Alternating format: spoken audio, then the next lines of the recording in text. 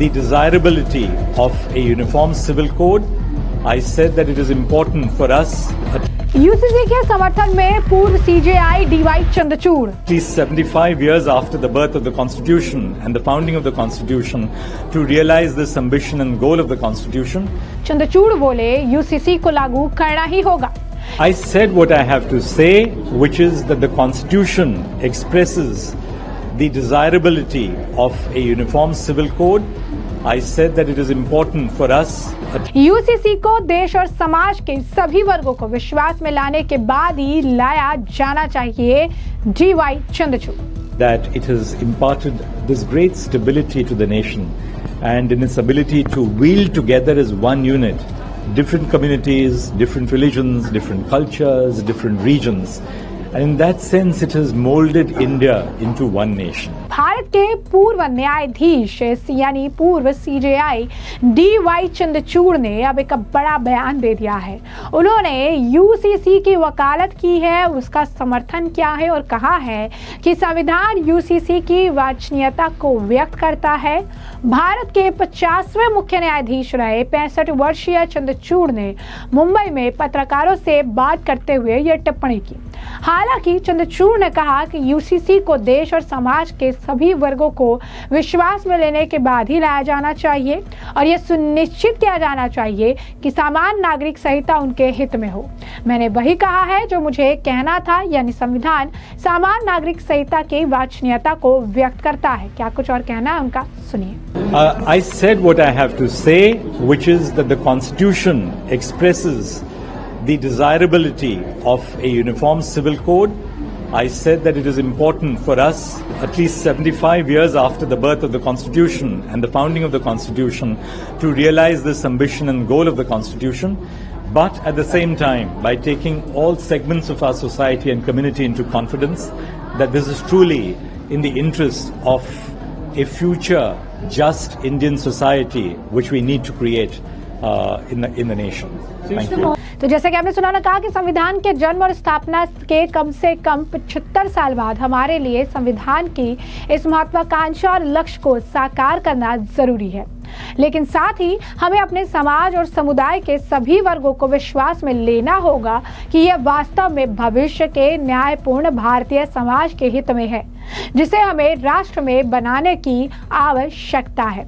समान नागरिक संहिता देश के सभी नागरिकों के लिए, चाहे उनका धर्म, जाति, पंथ, लिंग कुछ भी हो, एक समान कानून जो है उसका प्रस्ताव रखती है और इसमें विवाह, तलाक, उत्तराधिकार, उत्तराधिकारी, गोद लेना जैसे मामले शामिल होंगे और इसका उल्लेख संविधान के भाग 4 में किया गया है। संविधान सामान्य नागरिक संहिता के बारे में क्या कहता है, ये भी जान लीजिए। संविधान का आर्टिकल 44 जो राज्य के नीति निर्देश सिद्धांतों के अनुरूप है, समान नागरिक संहिता का उल्लेख करता है। इसमें कहा गया है कि राज्य भारत के संपूर्ण क्षेत्र में नागरिकों के लिए एक समान नागरिक संहिता सुनिश्चित करने का प्रयास करेगा। वर्तमान में गोवा और उत्तराखंड में समान नागरिक संहिता लागू है। हालांकि भारतीय जनता पार्टी शासित कई अन्य राज्य भी समान नागरिक संहिता लागू करने की विचार कर रही है।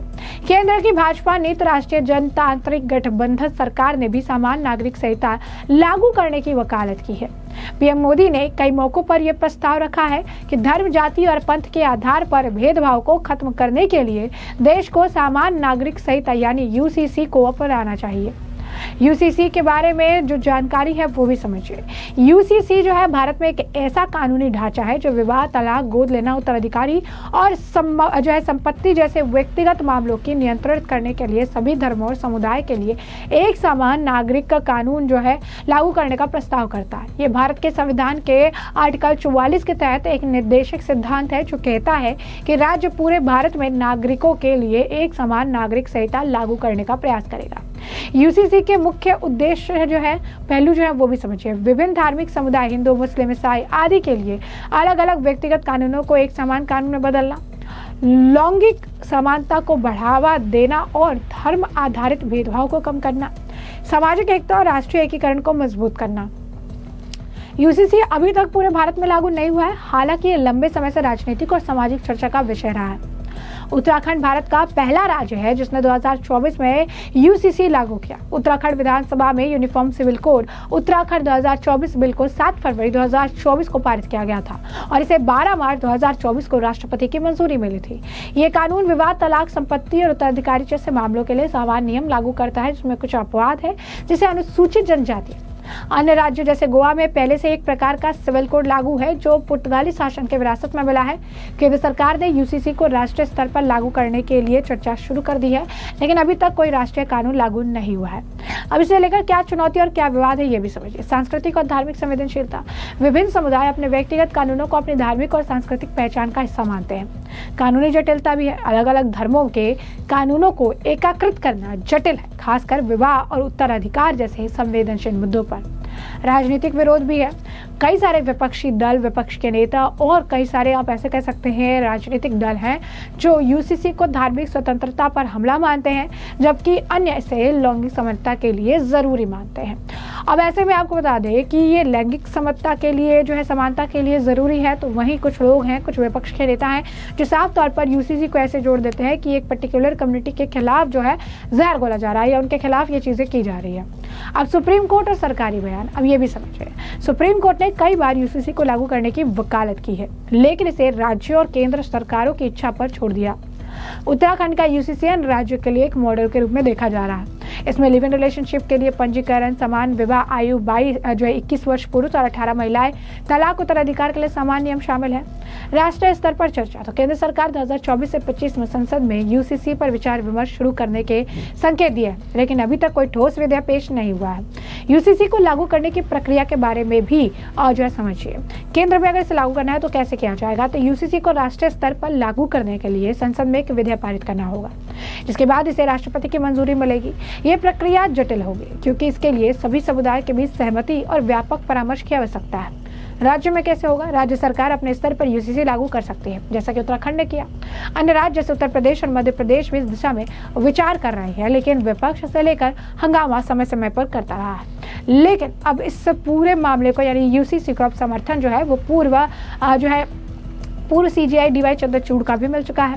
पूर्व सीजीआई ने साफ तौर पर कहा है कि इसे लाने की तो जरूरत है ही, ताकि इसे लेकर काफी सारी सुविधाएं जो हैं हो सके। साथ ही साथ उन्होंने इस बात पर भी जोर दिया है कि यूसीसी को देश और समाज के सभी वर्गों को विश्वास में लेने के बाद ही लाया जाना चाहिए। क्या कुछ उन्होंने कहा था, एक बार फिर से आप सुन लीजिए। I said what I have to say, which is that the Constitution expresses the desirability of a uniform civil code. I said that it is important for us, at least 75 years after the birth of the Constitution and the founding of the Constitution, to realize this ambition and goal of the Constitution, but at the same time, by taking all segments of our society and community into confidence, that this is truly in the interest of a future just Indian society, which we need to create in the nation. जैसा कि आपने सुना कि भारत के पूर्व मुख्य न्यायाधीश D Y Chandrachud ने सामान्य नागरिक संहिता यानी यूसीसी की वकालत की है और साफ तौर पर कहा है कि संविधान यूसीसी की वांछनीयता को व्यक्त करता है, और ऐसे में उन्होंने साफ तौर पर कहा है कि यूसीसी को देश और समाज के सभी वर्गों को विश्वास में लाने के बाद ही लाया जाना चाहिए। गृह मंत्री अमित शाह भी समय समय पर ये कह चुके हैं कि यूसीसी हम ला कर रहेंगे, उसे लागू कर रहेंगे। ये जो है बीजेपी के मैनिफेस्टो में से एक ऐसा अहम पहलू है जिसे उन्होंने लागू करने की बात राष्ट्रीय स्तर पर कही है। देखना दिलचस्प होगा कि उत्तराखंड के बाद आने वाले समय में और कहां-कहां यूसीसी लागू होता है, क्योंकि अब इसका समर्थन ज्यादातर लोगों द्वारा किया जा रहा है। तो ऐसे में हमने आपको जो पूरा मामला है विस्तार से बताया, तमाम आपने जो है बयान भी सुन लिए हैं, और इस मामले पर बाकी जो है कमेंट सेक्शन में कमेंट करके जरूर से जरूर साझा करिएगा। धन्यवाद।